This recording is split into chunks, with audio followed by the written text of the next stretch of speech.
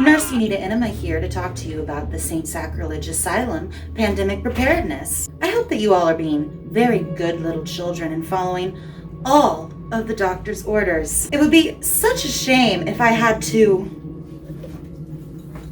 punish you. In all seriousness, though, please stay home right now. I know it sucks. We all have to make a living, and this late-stage capitalism hellscape that we find ourselves in is a crueler mistress than I could ever be. Right now, they want to sacrifice your health, your family's health, your livelihood, and even your life on the altar of their god money. Don't let them do that to you. Listen to the CDC, not to your idiotic boss who could care less if you got sick and died. Stay home, even if you're young and healthy. Stay the fuck home. Being young and healthy doesn't mean that you're immune to the virus, and it definitely doesn't make you immune to capitalism. Do you have insurance, oh young and healthy person? No? Oh my goodness, did you see that the uninsured woman who got COVID treatment, it cost her $35,000. That's what we in the health industry call the money shot. You thought student loans were a drag? Just wait for pandemic loans. This virus has a 2-week incubation period.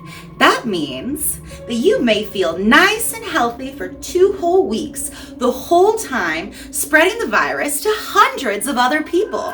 That's what we call being a disease vector, baby, or as I like to call it, the squire of the 4th horseman. And then in a few weeks, when you can't even breathe, oops, the hospitals are overrun with all of the people that you got sick. And oops, there are no ventilators left. And oops, you've permanently damaged your lungs for the rest of your life. Good thing that you're nice and young and healthy, right? It's gonna be great dealing with asthma for the rest of your life. Hope getting blasted at that bar was worth it. So please, don't be a selfish prick. Stay home, wash your nasty hands, and listen to the CDC. Otherwise, they might have to send you to see me.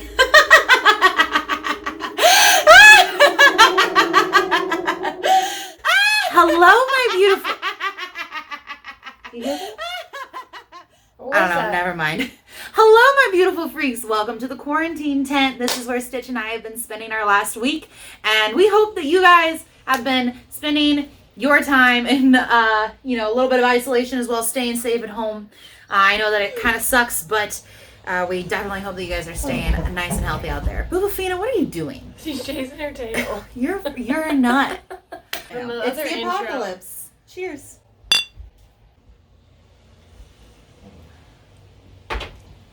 All right, so we're stuck inside. Having a whole bunch of cabin fever. No real fevers yet, luckily. The other day, Stitch and I were talking about some of the movies that we first got horny to when we were just horny little teenagers stuck inside, not allowed to go out and have any fun. And so we thought maybe we could watch some of those movies. Are you just spinning the wheel over there? That says Troy. Oh my god. All right, so we created a wheel here that is going to pick which movies. Stitch and I, we've talked about all the different movies that made us horny. And don't spin it yet. Stitch and I, we talked about all the different movies. Stop it! Stitch and I, we talked about all the different movies that we first got horny to when we were just little teenagers, and we put them all on this wheel here. So, Stitch, if you would do us the honor of selecting which movie we watch today.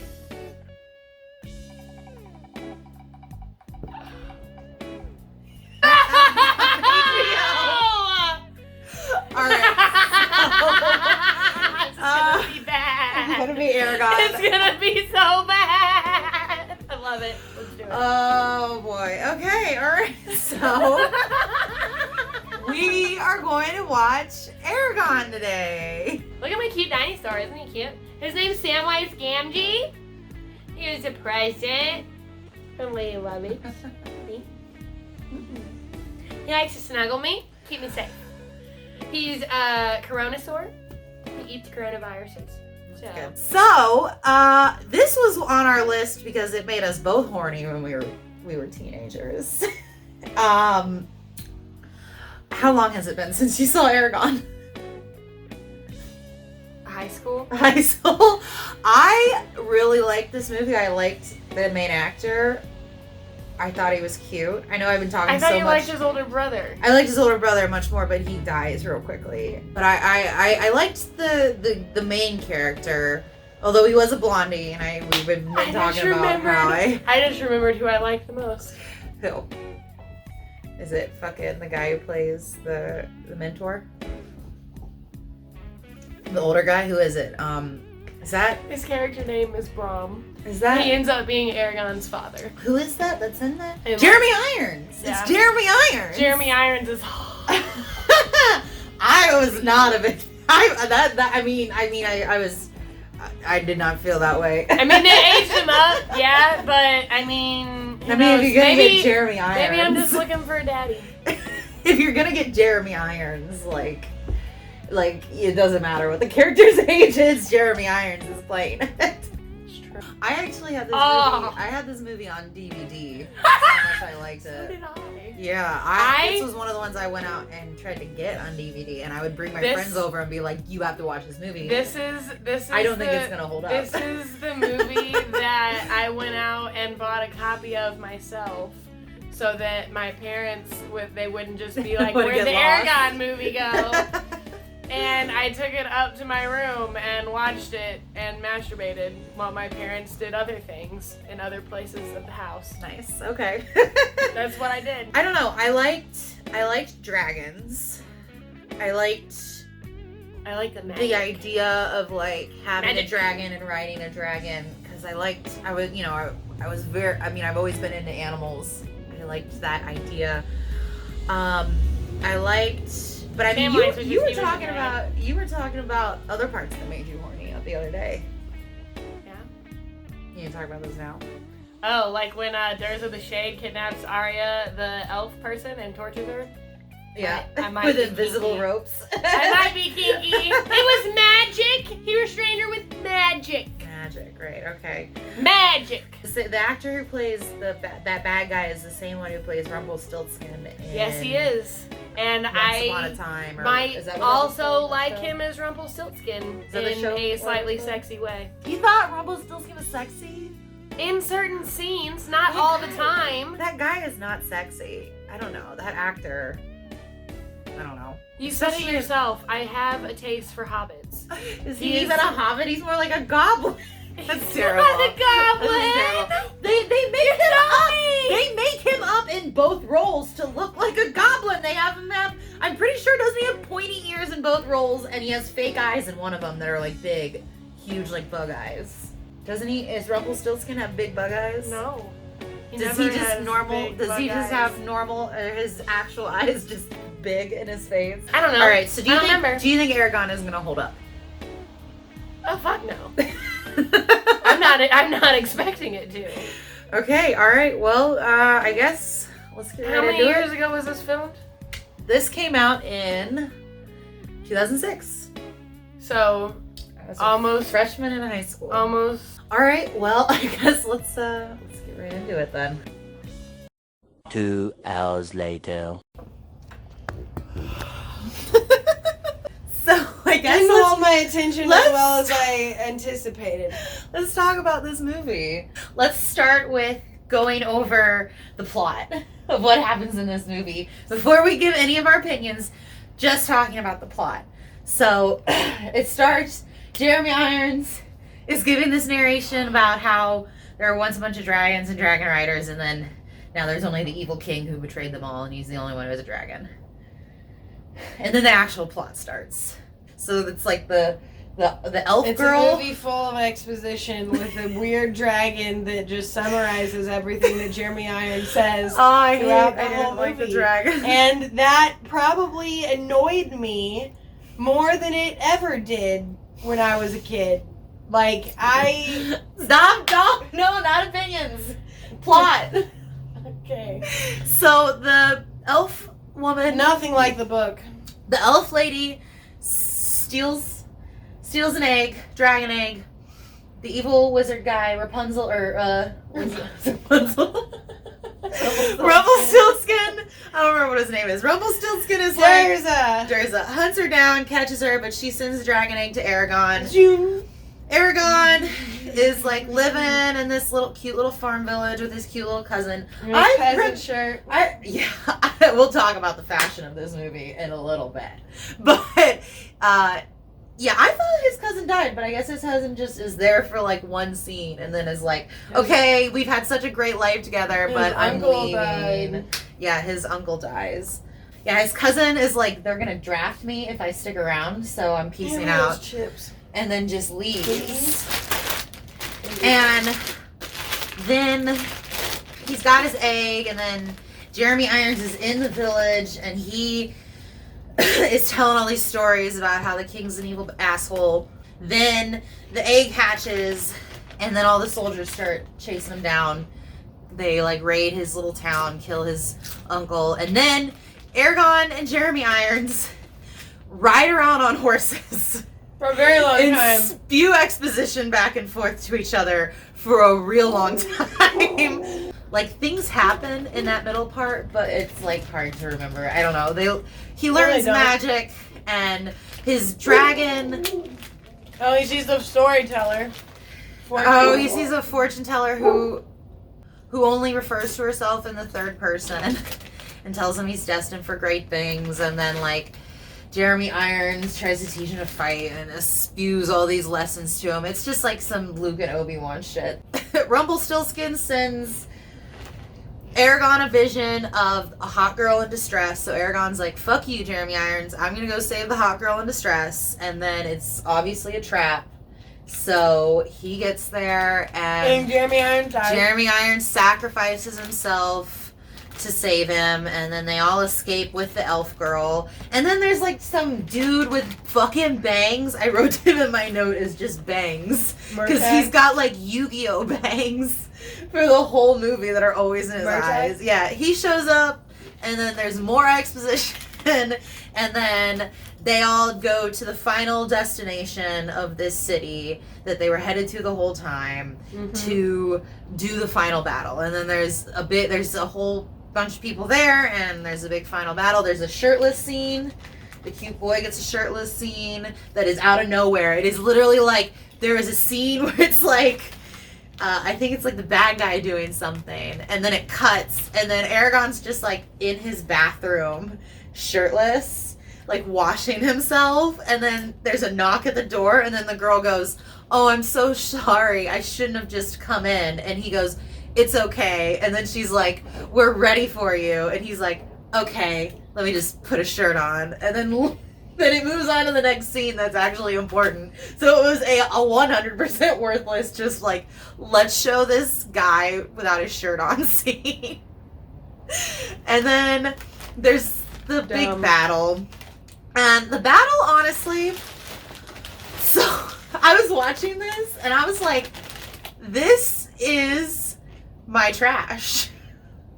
Like, I don't know what it is about the dragons and the magic and the stuff and like the armor and the look. Like, I want to talk about the fashion because the costume department is doing the most in this movie. They took a lot of bold choices. I don't know how much is from the book. We'll talk about some of those choices, but the fashion that the main character is wearing, like, it got me when I was 14. It still gets me to this day. I don't know what it is about the, like, flared collar and the vest. Like, he wears that vest for, like, a big portion of the movie. She likes the poor peasant look. Yeah, I guess. But, like, he looks at himself. He wears that vest the whole movie, and then he puts on a different outfit, and he looks at himself in the mirror. I don't recognize myself. And he goes, I don't even recognize myself. And it's like, with a different colored shirt. You just changed clothes, dude. There's a big battle, and he fights. So the evil bad guy, creates a big dragon out of smoke, which for me felt a little bit like a loophole. Like, everybody's making a big deal about there being this new baby dragon when this guy over here could just make, like, dragons that are completely impervious to harm out of smoke this whole fucking time. Like, what have we been all fighting for? But okay, so he makes a pretty badass, like, smoke dragon. And then they have this big battle, and they both get hurt, and he decides to heal his dragon with magic. And then there's one fake out where you think they're both dead. And then they do another fake out where some character comes in and he goes, is my dragon okay? And then the other character goes, Bangs, it's Yu-Gi-Oh! Bangs guy. He's like, some friends are impossible to replace. And then the dragon shows up and he's like, but some friends don't have to be.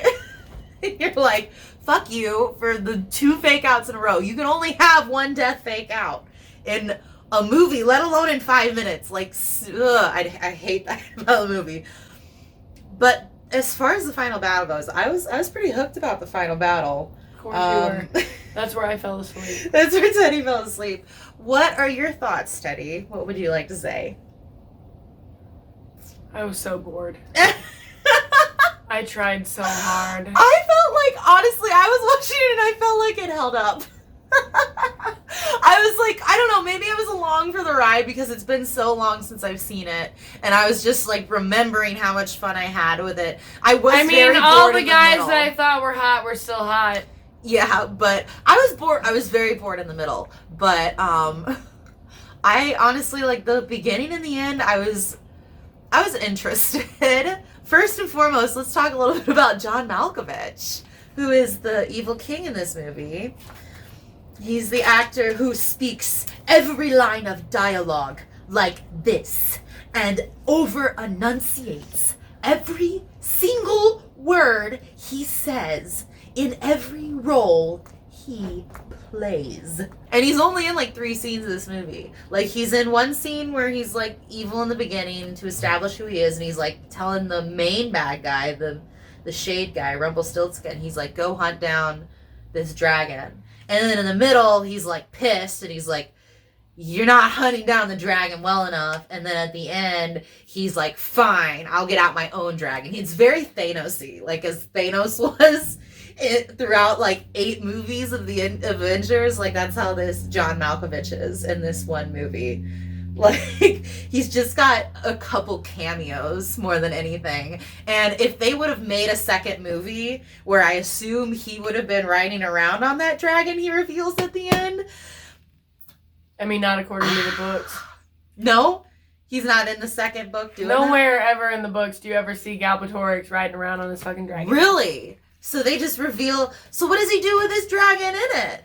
There's like, he doesn't want to do anything with his dragon because he doesn't want his dragon to die, because that's the source of his magic power and his invulnerability. Interesting. Yeah, so the movie ends... The books are not like the movie. The movie ends with this big threat of the bigger, meaner dragon, like going like, rawr. So yeah, the fashion. Let's talk about the fashion. Peasant shirts. My trash. The V's and the high collars and the flared sleeves and the slits and the low lines and the flared pants, like all that, I love it. But like, then he goes to this other city, and then it's like the fashion is very weird in that city because it's like African and Middle Eastern and Asian. But then the king and his daughter have like African wear on, and they have these like headdresses that are like long African headdresses that have armor on them all the way up, but not around their actual head. I don't remember that. Yeah, you were falling asleep. How much of that is from the book and how much of that is just the costume department really going overboard? The elf lady also, though, like, she's mostly like a prisoner, and like you don't really get a good look at her outfits much until the point where she comes out in her armor. And she comes out looking good in that armor, but she's got these big metal feathers coming off the side of her head. And I was like, are those knives or something? Like, what the fuck are those? And then like she comes out in the end in like full Native American outfit. Like, did you see what she was wearing? No. Oh my god. It was like all white leather and beaded necklace piece here that came down to feathers, and then a full long cape with a fucking dream catcher beaded on the back. Yeah. And she's got a big, huge feather sticking out of the top of her head. Like, elves are just Native Americans.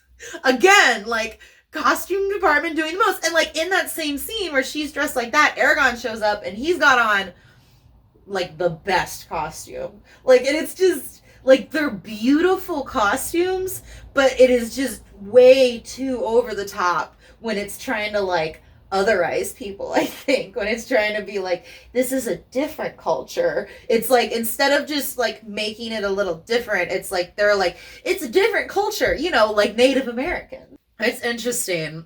I mean, like I said, I love the armor, the look of the armor, especially her armor. I mean, in the books, the elves are described as like people that are more tan with very dark hair. Oh yeah, dark she's eyes. Like Irish as hell. She's like pale with like bright red hair. Well, I mean, in the book, they're supposed to be like a symbol of Native American.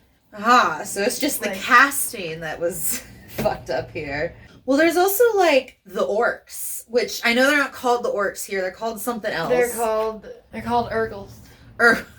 They're supposed to be like 13, not orcs, Urgles. They're supposed to be like 13 feet tall. That's why they're making them sound. Yeah, they never speak a word. They just go, But I felt like that was a budgeting issue because, like, instead of making them even have, like, makeup on or anything, they just all look like big biker dudes with face tats. That's what they are. Yeah. They don't have any makeup on at all to make them look like goblins or demons. They don't have any CG at all to make them big and huge. They are just all like big biker dudes with bald heads and like maybe like a chin tattoo. And they all just go and they have mud smeared on their head. And it's like, they were making me laugh the whole movie. I'm sure you want to talk about the dragon's voiceover you were complaining about earlier. Rachel Weisz dragon voice. So annoying. It's just really annoying. Yeah. She really likes to just interject. Don't talk unless you're going to tell me something new. She likes to interject obvious things about the scene. Like, she'll be like flying and passing out and bleeding profusely, and then she just goes, I am growing weaker, and then she keeps flying and bleeding, and like it's very obvious that she's going down, and she goes, I can't stand to carry you anymore, Eragon. I'm losing strength. And it's like she just constantly interjects with just a summary of what you're looking at, which maybe is straight from the book, when in a book, like, it might help to have a summary. Film is a visual language, like, is a visual medium. You could just show us. You don't have to have her summarizing every fucking thing that happens. Oh, and the dragon eye effect. It was weird. He uses that a lot, and it was creepy as hell. It's the only CG they could afford. Oh, except for the CG hands. There were several scenes where it was clear that the actor, when interacting with the tennis ball that would be turned, or probably the volleyball, that would be eventually turned into the dragon's face, it's clear that they couldn't get his hands lined up right. And so instead of doing it, like, his hands are just CG hands on the dragon's face. And, like, the dragon honestly doesn't look, like, horrendous. I mean, obviously, it only looks bad when it's really up close, and when it's really up close is when you would see those CG hands, and they looked really bad. They looked like cartoon hands, and it made it really stand out. What is your final summation of Eragon? You were very excited to watch this movie, and I was not, and you fell asleep, and I was actually getting into it. Does it still make you horny? Let's start with that. I've experienced so many things since the first time I saw this movie and got horny to it. It doesn't really... It takes a lot more to get me going now. This is pretty tame stuff. Pretty tame. Yeah, it has a lot of... Pretty tame stuff. Alright, so what... Even the parts where I was like, I used to think were like, oh... You were so excited for Jeremy Irons, and then you didn't even blink when he died. It wasn't as ball gripping. I remembered in my angsty teenage years. So what would you give it out of 10? A 5. All right. It's higher than I thought you were gonna say. So Not the worst movie I've ever seen. Not the best movie I've ever seen. for me, yes, the people were still attractive. I've had some movies where I go back and I watch it. Like I, at one point, thought Nicolas Cage was attractive in National Treasure. I thought he was hot in that, and Really? so like I would go yes. So there are some things where I go back to it and I'm like, what were you thinking? No, So like in this man. movie, The hottie in National Treasure is a bad guy. what actor is that? That's some British actor, or maybe Australian. Yeah, actor. I got a thing for the Brits, man. Well, speaking of the Brits and the Australian phase, that's what I was thinking about when I was watching this movie. And like 2006, when this came out, like everybody loved those Aussie boys. There's that Mary-Kate and Ashley movie about Aussie boys. You know what else? Another movie I just remembered. Maybe I should add that to the list. Mary-Kate and Ashley in Australia. I just remembered. What? The Island. With Leo? Yeah. Yeah, we can add that one to the list. The bad guy in National Treasure is the bad guy doctor in The Island. It's the same actor. Wait, no, I don't know if you're thinking of the same island I'm thinking of. I'm thinking of the island with Leonardo DiCaprio. Are you thinking of the island with Ewan McGregor in it? Yeah. Wow. So we might have to add 2 islands. What's Leo DiCaprio's island?